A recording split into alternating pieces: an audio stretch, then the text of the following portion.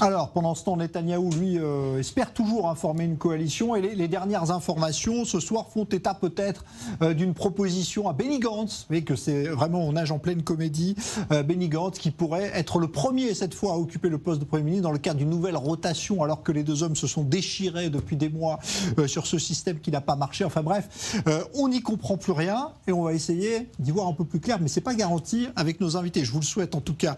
Je salue d'abord Marco Sarabia qui est membre du Parti travailliste, du Parti Avoda, délégué à l'Assemblée, dirigeante. Bonsoir, merci d'être avec nous depuis le kibbutz Tzuba. Nous sommes également avec Henri Bétan, pas Bétan, je l'ai bien dit ce soir, qui est porte-parole francophone du Parti Yesh Atid, donc de Yair Lapid, et Nissim Slama, bonsoir. Vous êtes membre du Likoud, vous avez fondé le forum du Likoud pour la souveraineté du peuple. Moi, j'ai envie de vous demander, quand vous entendez ce soir Nissim Slama, Netanyahou dire que peut-être il a proposé à Gantz de partir pour une nouvelle rotation, mais cette fois c'est Gantz qui serait le premier, est-ce que ce n'est pas quand même se moquer des électeurs israéliens? Se moquer des électeurs israéliens, c'est quand Gideon Sa'ar et Naftali Bennett ne font pas avec une coalition avec le Likoud qui est le plus gros parti. C'est ça, se moquer des électeurs israéliens. Et au bout du compte, Benjamin Netanyahou veut montrer qu'il est prêt à faire des concessions. Il est prêt à faire des concessions. Faire une concession, c'est même quitter le poste de Premier ministre pendant 1 an, et pour montrer comme quoi le but est vraiment un but idéologique, d'avoir un gouvernement qui soit normal et pas un gouvernement qui se repose sur des forces ultra progressistes, ultra de gauche, sur au moins un des deux partis arabes, c'est obligatoire, et sur Meretz, sur le Parti travailliste, et avec le numéro 7 du Parti travailliste qui a quitté Meretz, elle était numéro 12 de Meretz, elle a quitté Meretz quand Meretz a soutenu l'opération Plomb durci.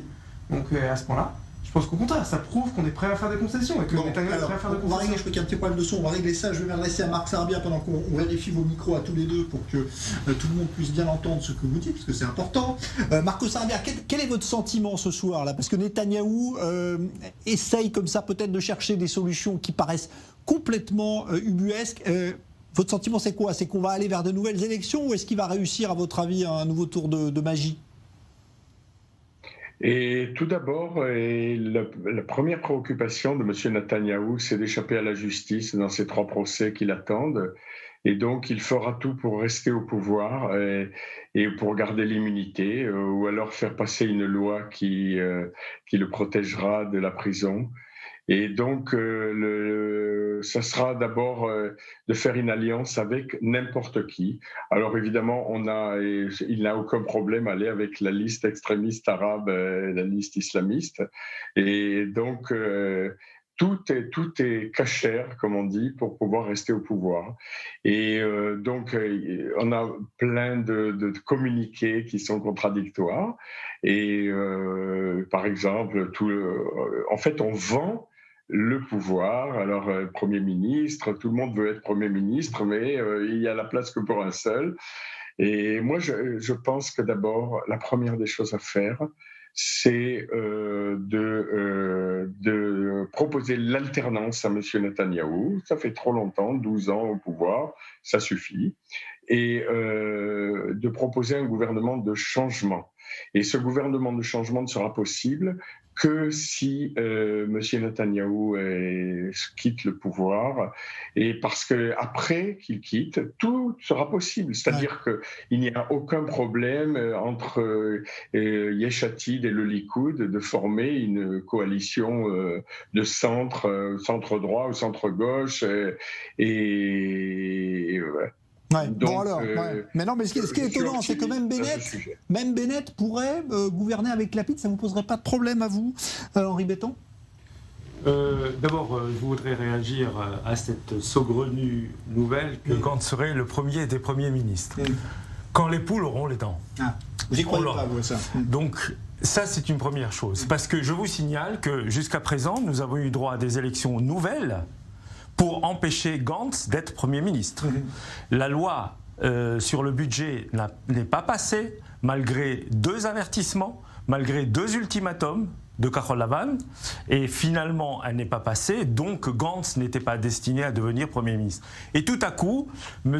Netanyahou nous sort de son chapeau de Merlin Pimpin de nouvelles idées du genre, et il n'y a pas que Gantz d'ailleurs qui est tenté. Il y a Bennett aussi. Il y a Bennett, et puis je ne sais pas, peut-être qu'il proposera à M.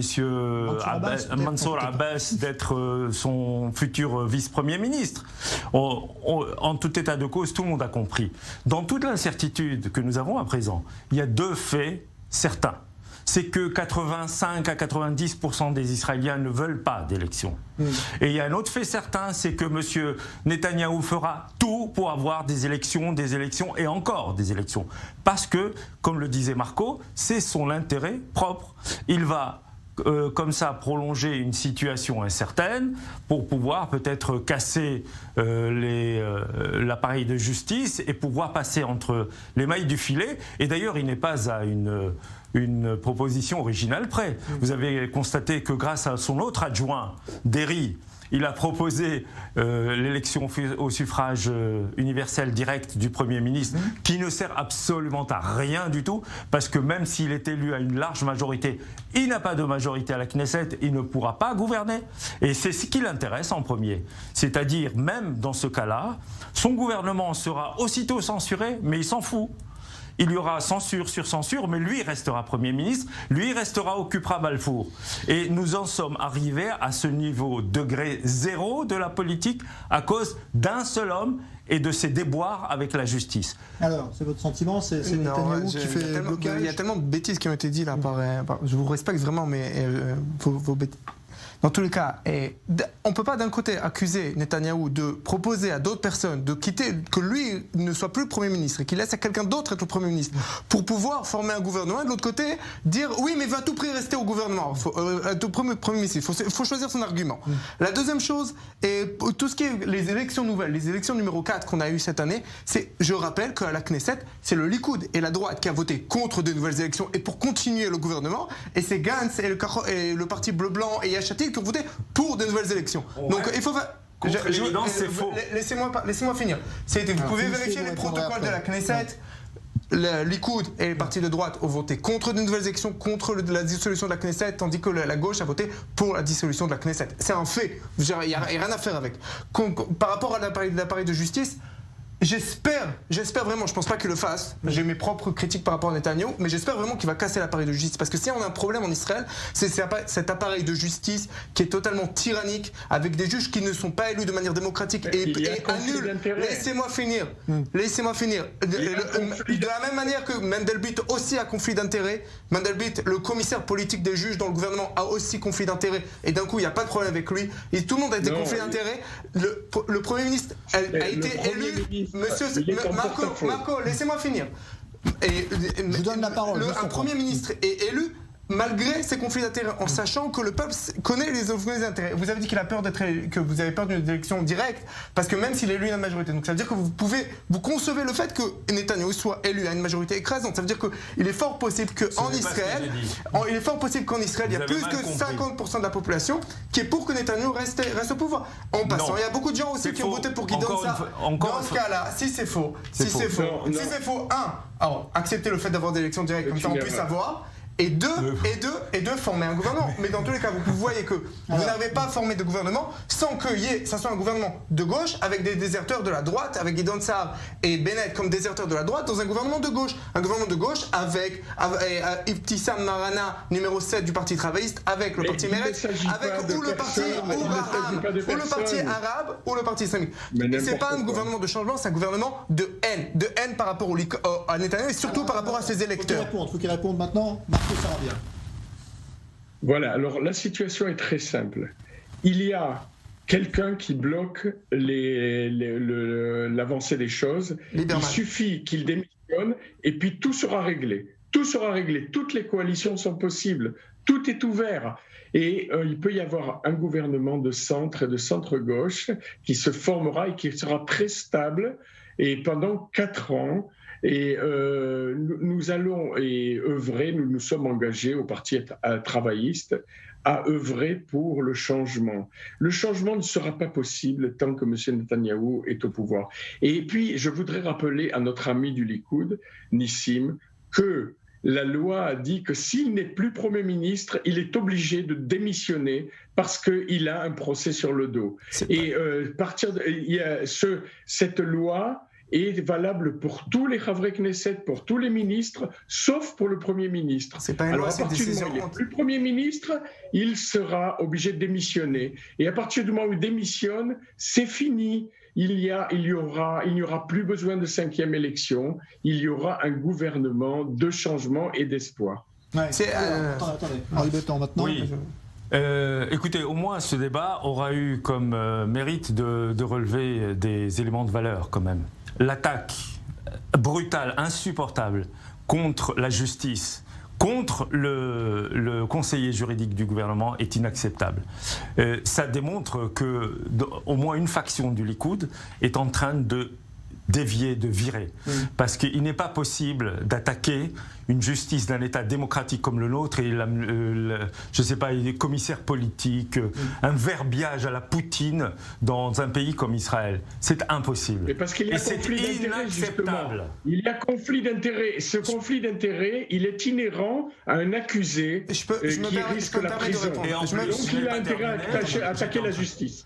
Alors, finissez Henri Bettant. Qui plus est, un conseiller juridique du gouvernement choisi et nommé par Netanyahou. Et après, il est passé au rang des traîtres, etc. Ça, on n'est pas à une contradiction près.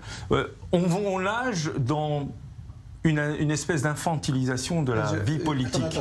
Parce qu'il y a même maintenant, on peut le dire, des voix au Likoud qui disent bon, ça suffit maintenant.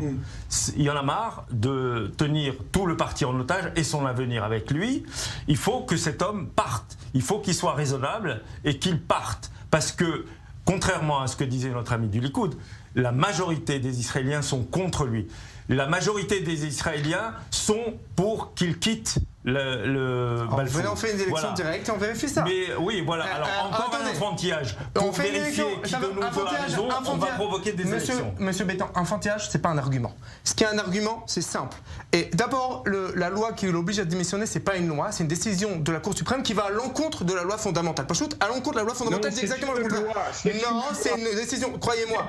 On appelle ça la règle Pinchasi Deri. La règle Pinchasi Deri va à l'encontre de la loi fondamentale. Deuxième chose, et celui qui dérange, c'est surtout Lieberman et Sar qui ne sont pas prêts à aller faire un gouvernement avec Netanyahou. Donc ça, ce truc. Et troisième chose, le Likoud est un parti démocratique. Contrairement sans Lapid, il n'y a pas de Yesh Atid. Sans ça, il n'y a pas de Tikva Hadasha. Et sans Bennett, il n'y a pas de truc. Par contre, le Likoud est un parti démocratique. Donc le seul parti démocratique, on vient de voir, qui vient d'élu. Et par rapport à Mandelblit et par rapport à la justice, non, Israël n'est pas un État démocratique. Un État démocratique n'a pas de gatekeeper, n'a pas de gens qui ne sont pas élus de manière démocratique et qui peuvent annuler les lois, qui peuvent annuler les lois fondamentales. Un gouvernement démocratique n'a pas de conseil juridique qui se mêle de tout ce qui se passe à tous les niveaux et qui fait ce qu'il veut et qui décide ce qu'il veut. Un gouvernement démocratique n'a pas de procureur général qui n'est, quand on est dans du droit common law, n'a pas aucun. C'est le système. C'est la justice. Le problème. Le problème, c'est la justice. On a un système de justice tyrannique qui a annulé la démocratie en Israël. Donc oui, je l'attaque de manière systématique, mais je l'attaque de manière la plus personnelle possible. Marc Saravia, 20 secondes pour répondre. 20 secondes. Voilà, alors juste un mot à ce sujet. On ne peut pas élire les juges et les contre-pouvoirs sur la place publique. Tout simple. Et pourquoi on ne peut pas? Dans tous les pays démocratiques au monde. Non, pourquoi? Parce que ça voudrait dire que s'il y a un délinquant qui est charismatique et qui se fait élire à chaque fois, même si c'est un délinquant, et il y aura peut-être un innocent qui est beaucoup moins sympathique, mais qui est innocent et qui sera accusé parce qu'il est... Bienvenue dans le monde démocratique. Alors, dans le monde démocratique, oui. Dans le monde démocratique, c'est ce qui se passe. Bienvenue dans la démocratie, oui. Merci Marc Saravia, merci Nissim Slama, merci. On ne peut pas faire venir les élections. Tout de suite. Ça s'appelle la démocratie. C'est à l'université